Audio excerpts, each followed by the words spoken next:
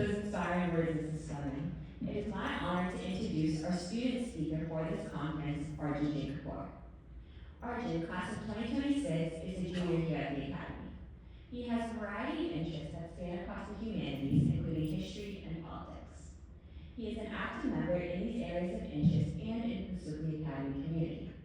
He is a part of the school's Model UN program, an educational simulation where students role-play as diplomats and discuss solutions to global issues. Additionally, he is a part of the mock trial program, another educational exercise that replicates a real-life legal case. Outside of school, Arjun enjoys horseback riding, playing guitar, and practicing archery. Arjun also worked on Congressman Chris Deluzio's re-election campaign in the fall and has been involved in political groups, including Congressman Jamie Rassey's Democracy Summit program. He attended the Harvard Chan School of Public Health Climate Change program, and Arjun will also be attending the St. Albans School of Public Service in DC this summer. It is with great pleasure I introduce our final speaker for the conference, my classmate and my friend, Arjun Kapur.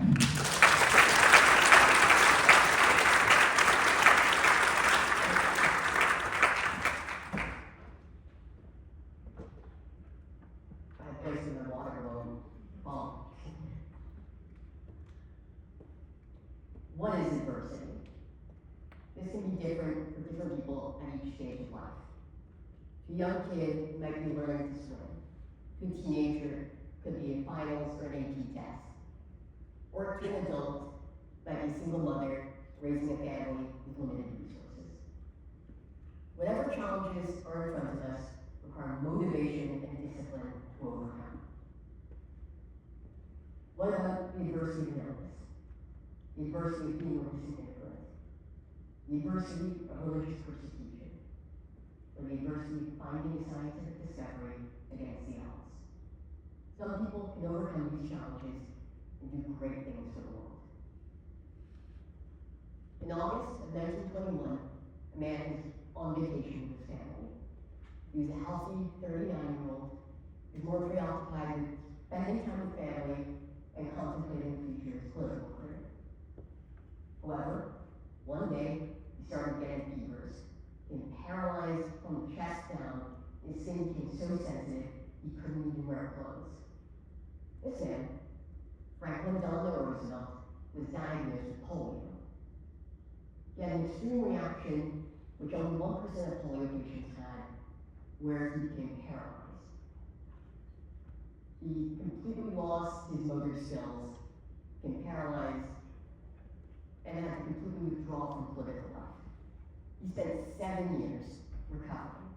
7 years of uncertainty and painful work to regain his motor skills, to recover, and to survive.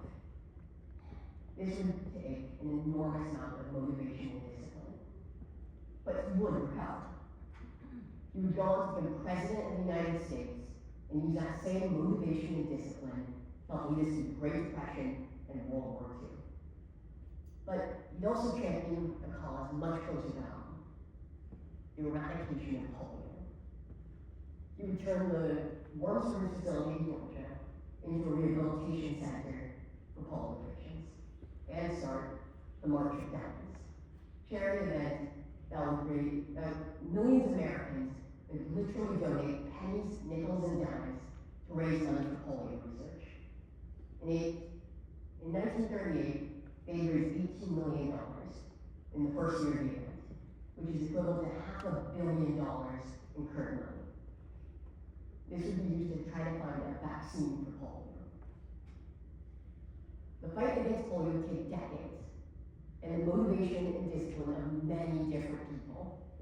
The two transformative figures at the center of this fight were Salk and Sabin. They both had similar upbringings and faced adversity through their lives. Salk was born in New York in 1914, the child of poor Russian Jewish immigrants. Sabin, born in Poland to a Jewish family in 1906. He moved to the United States in 1921 with his family, fleeing anti-Semitism back in Poland.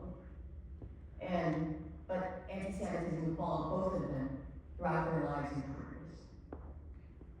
They grew up in poor immigrant families where their families would move to the United States, face poverty, so their children can have a better future. And they would go on to do amazing things. Jonas Salk would move to Pittsburgh in 1947 and become a researcher at the University of Pittsburgh. He would take years of meticulous work to create the first polio vaccine in 1955, which he would give to 43 kids at the Watson Institute right here in Swickley. Sabin would go to Cincinnati Children's Hospital and become head of pediatric research, and he would work for years to create an oral vaccine which could be spread to more people easier. And in 1960, Cincinnati, they vaccinated 180,000 kids. And Cincinnati would become the first city in the U.S. to become completely polio-free. Sabin and Salk would make another massive decision to not patent their vaccines, keeping it cheap and affordable for people worldwide.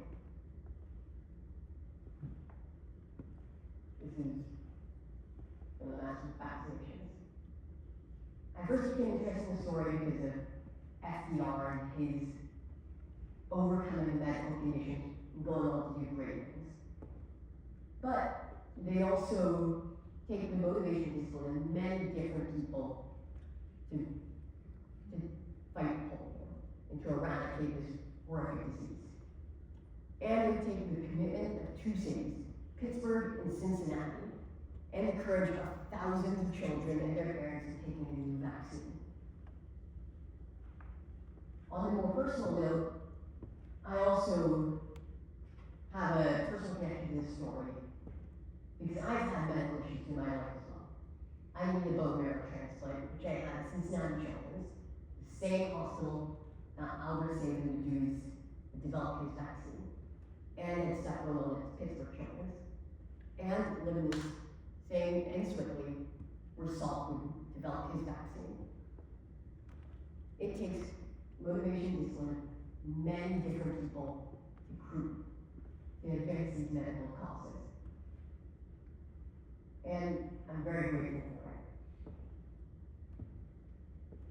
When you have the motivation to do good through the world, and the discipline to work over years to accomplish something, the results can be incredible. Thank you.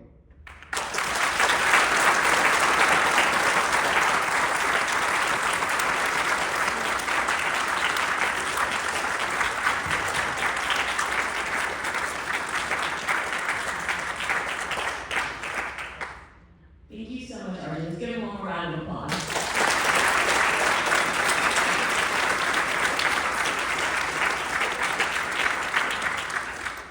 This concludes our TEDx Youth event for today. I sincerely thank each and every one of you in our audience again for joining us, and I hope you all enjoyed these inspiring talks. Thank you to all of our speakers who have shared their experiences with us about motivation and discipline when faced with adversity. Your insights are invaluable. To our technical theater director, Ms. Kaden, who's working in the booth, thank you so much for all the hard work you put in behind the scenes to make today a success. Thank you to all of our TEDx Club members, and special thanks to our head of communications, Ebony Pascu, and our head of marketing, Ryan Shaw, for all your help in pulling this project together.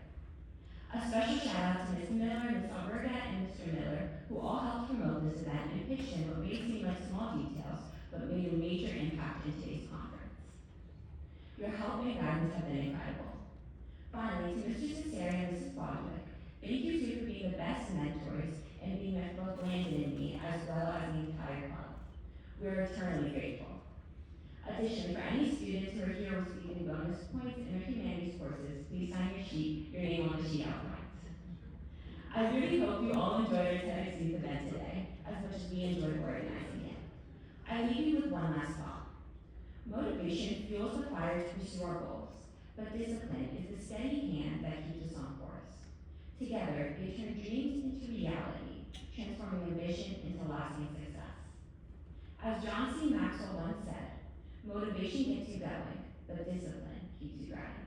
Thank you once again, and enjoy the rest of your Saturday.